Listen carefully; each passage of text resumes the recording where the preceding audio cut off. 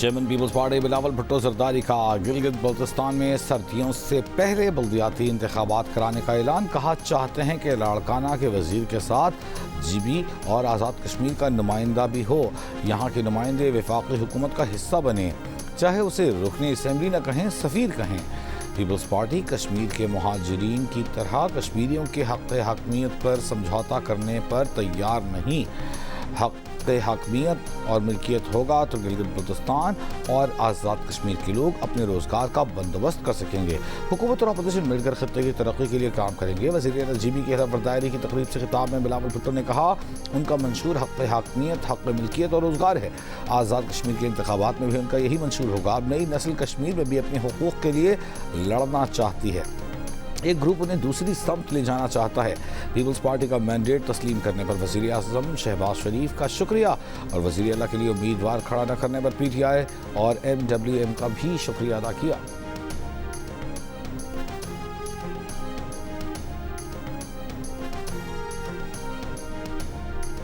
دریائے سندھ کا دفاع کریں گے, جنگ لڑنا پڑی تو لڑیں گے. مودی سن لو, ہم سنتاس معاہدے پر سمجھوتا نہیں کریں گے.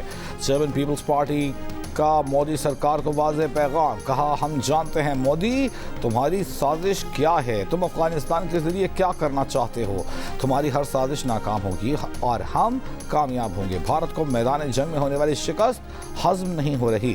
اب یہ ایران کی طرح یہاں بھی لوگوں کو ورغلا رہے ہیں. اسرائیلی فوج کو شکست دینے پر بلاول بھٹو زرداری کا ایران کے شہریوں کو سلام. کہا ایران کے شہریوں نے اسرائیل کی سازش ناکام بنا دی.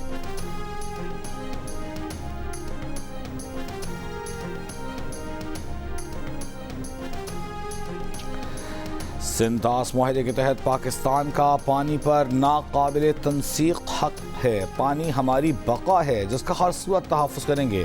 وفاقی وزیر اطلاعات اور نشریات عطا ترال نے کہا کہ سنتاس معاہدہ یک طرفہ معطل رکھنے کی بھارتی کوشش کی نہ کوئی قانونی حیثیت ہے نہ اخلاقی جواز.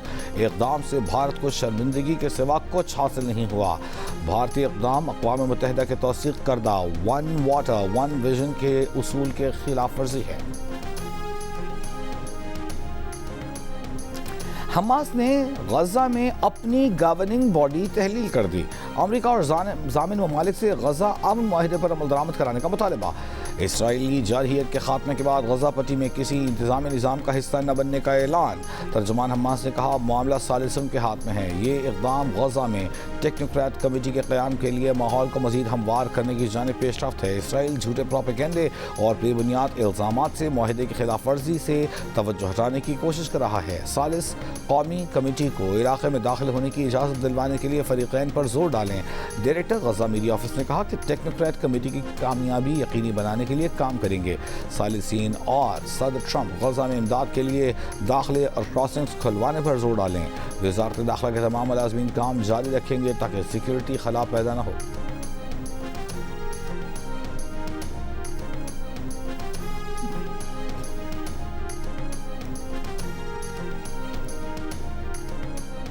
ایران کے شہید سپریم لیڈر آیت اللہ علی خامنائی اور اہل خانہ کا جلوس جنازہ تہران میں رواں تھا. امام خمینی گران مسلح سے شروع ہونے والے جلوس میں لاکھوں مقامی اور غیر ملکی افراد شریک.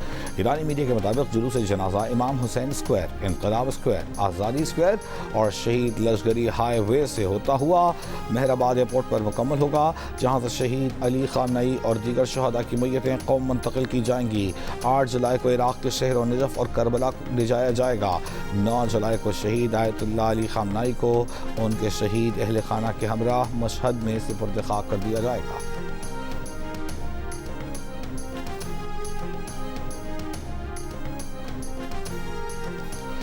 وزیر اعظم شہباز شریف کا پاکستانی سفارت خانوں کو نوجوانوں کے لیے روزگار کے مواقع تلاش کرنے کی ہدایت.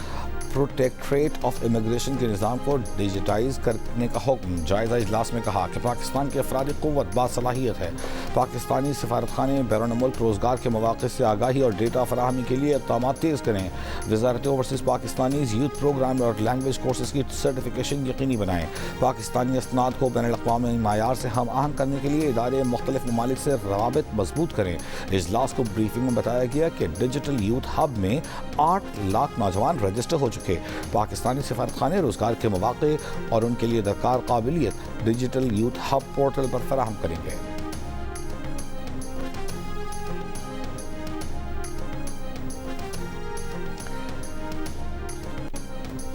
پنجاب حکومت کی اپنا کھیت اپنا روزگار اسکیم کی قرعہ اندازی۔ وزیر اعلیٰ پنجاب نے فون کر کے قرعہ اندازی کی خوش نصیب شخص کو مبارکباد دی۔ کہا زمین آپ کی ملکیت میں آ گئی ہے، 20 سال کی لیز ہے، اپنے سالانہ 100 روپے ادا کرنے ہیں، محنت بھی آپ کی، کمائی بھی آپ کی ہے، تکلیف دہ عمل ہوتا ہے، آپ محنت کرتے ہیں، فائدہ کوئی اور لے جاتا ہے، قابل کاشت زمین غریب طبقے کو دے گے، کسان کو با اختیار بنایا جا رہا ہے، جنہیں کاشتکاری کا تجربہ نہیں انہیں پوری تکنیکی سپورٹ فراہم کی جا رہی ہے، ہر شعبے میں خواتین بھی آگے بڑھ رہی ہیں۔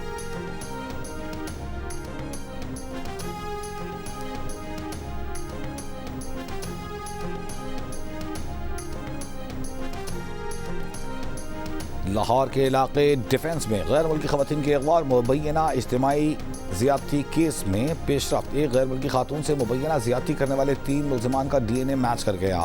تفتیشی ذرائع نے دعویٰ کیا ہے کہ ملزم نواز نے سب سے پہلے غیر ملکی خاتون کو زیادتی کا نشانہ بنایا۔ ملزم کے اکسانے پر دیگر ملزمان نے بھی زیادتی کی۔ باقی ملزمان کے ڈی این اے سیمپلز کا مزید تجزیہ ہو رہا ہے۔ پولیس نے 8 ملزمان کے ڈی این اے سیمپلز کراس میچ کے لیے فورنزک لیبارٹری بھجوائے تھے۔ پولیس نے 3 ملزمان کو کینٹ کچہری لاہور میں بھی پیش کیا۔ عدالت نے تینوں ملزمان کو 5 روزہ جسمانی ریمانڈ پر پولیس کے حوالے کر دیا۔ دوران سماعت عدالت نے ملزمان سے سوال کیا کہ کیا وہ کچھ کہنا چاہتے ہیں۔ ملزمان نے کوئی بیان دینے سے انکار کر دیا۔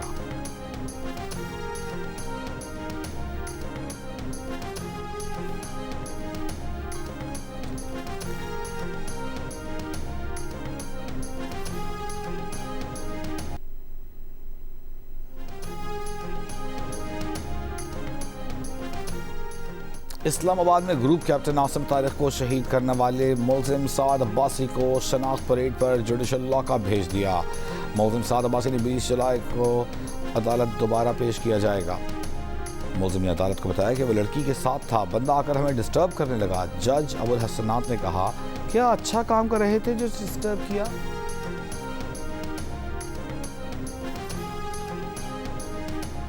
وزیر اعلیٰ سندھ سے انٹرنیشنل فائنانس کارپوریشن پاکستان کے ڈائریکٹر سائمن اینڈریوز کی ملاقات۔ سندھ میں بین الاقوامی ڈیٹا سینٹرز اور قابل تجدید توانائی کے منصوبوں پر تعاون پر تبادلہ خیال۔ وزیر اعلیٰ نے کہا کہ نجی شعبے کے لیے مزید قابل تجدید توانائی پیدا کرنا سندھ حکومت کی ترجیح ہے۔ زرعی سپلائی چین، سٹوریج اور پروسیسنگ کی بہتری سے آباد کاروں کی آمدن بڑھے گی۔ بچوں میں غذائی قلت اور نشو و نما کی کمی کے خاتمے کے پروگرام میں تعاون پر بھی اتفاق۔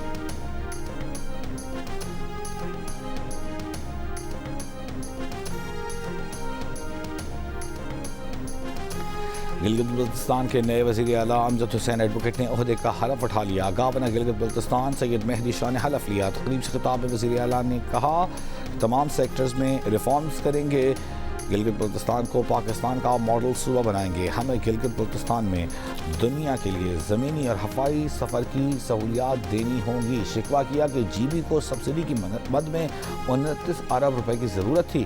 وفاق نے سبسڈی کی رقم 20 ارب سے کم کر کے 15 ارب کر دی، جو زیادتی ہے۔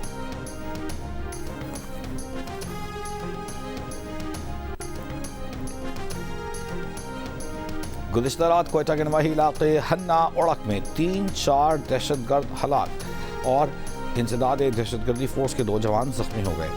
وزیر داخلہ بلوچستان ضیاء لانگو کی وزیر اعلیٰ کے معاون شاہد رند کے ہمراہ پریس کانفرنس بتایا علاقہ مکینوں نے بہت دلیری سے دہشت گردوں کا مقابلہ کیا۔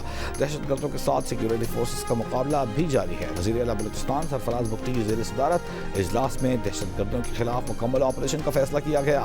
آخری دہشت گرد کے خاتمے تک آپریشن جاری رہے گا۔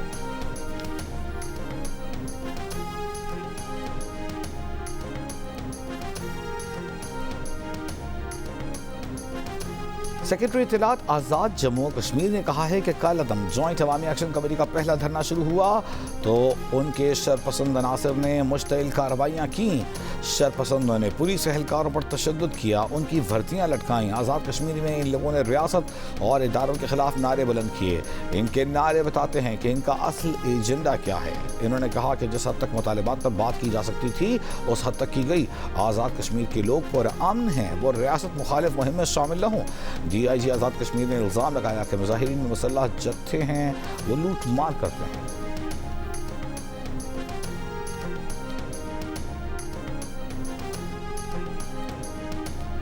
ایرانی اسپیکر اور چیف مذاکرات کار باقر غالباف نے اسلام آباد مفاہمتی یادداشت کا نفاذ مشکل لیکن ممکن قرار دیا۔ کہا معاہدے کے باوجود امریکہ کے ساتھ شدید اختلافات برقرار ہیں۔ تہران میں حماس کی لیڈرشپ کونسل کے سربراہ محمد درویش سے ملاقات میں باقر غالباف نے واضح کیا کہ ایران کبھی اسرائیل کو تسلیم نہیں کرے گا اور آیت اللہ خامنئی کی ہدایات کے مطابق میزائلوں اور سیاسی دباؤ کے ذریعے مسلمانوں اور مزاحمتی تنظیموں کی حمایت جاری رکھیں گے۔ مسلم ممالک کو اہم کردار ادا کرنا ہوگا۔ انہیں احساس ہو گیا ہے کہ امریکہ اور اسرائیل کے ساتھ تعاون ان کے تحفظ کی ضمانت نہیں۔ حزب اللہ کے سینئر عہدیدار سے ملاقات میں باقر غالباف نے کہا کہ تہران کے کردار کے بغیر لبنان میں امن قائم نہیں ہو سکتا۔ امریکہ کی مفاہمتی یادداشت میں ایران نے لبنان میں جنگ بندی کو مرکزی نقطہ بنایا۔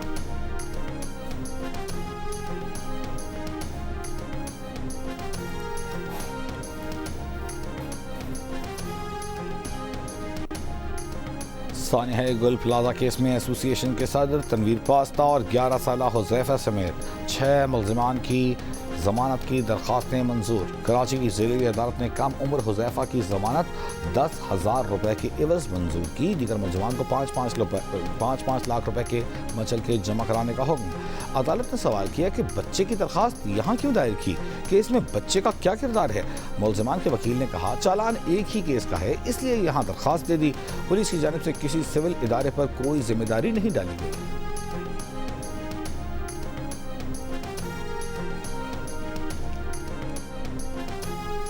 ملک کے مختلف علاقوں میں بارش۔ وفاقی دارالحکومت اسلام آباد میں تیز ہواؤں کے ساتھ بارش، حبس کا زور ٹوٹ گیا۔ خیبر پختونخوا کے علاقوں مانسہرہ، ایبٹ آباد، ہنگو، ٹانک اور جنوبی وزیرستان میں گرج چمک کے ساتھ موسلا دھار بارش اور زیادہ باری۔ پہاڑی ندی نالوں میں طغیانی، رابطہ سڑکیں متاثر۔ محکمہ موسمیات کی 12 گھنٹوں میں مغربی ہواؤں کا سلسلہ بالائی علاقوں پر اثر انداز ہونے کی پیش گوئی۔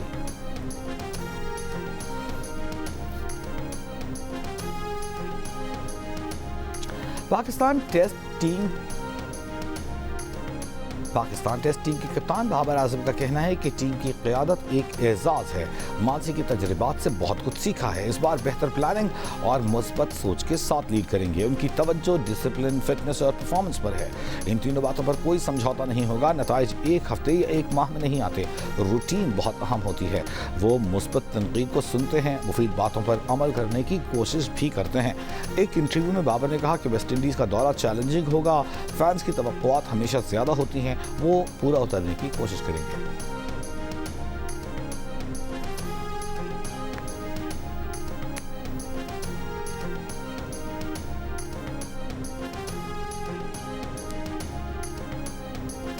اور فیفا ورلڈ کپ میں آج پرتگال اور اسپین کے درمیان مقابلہ ہوگا۔ میچ پاکستانی وقت کے مطابق رات 12 بجے شروع ہوگا۔ صبح 5 بجے امریکہ اور بیلجیم آمنے سامنے ہوں گے۔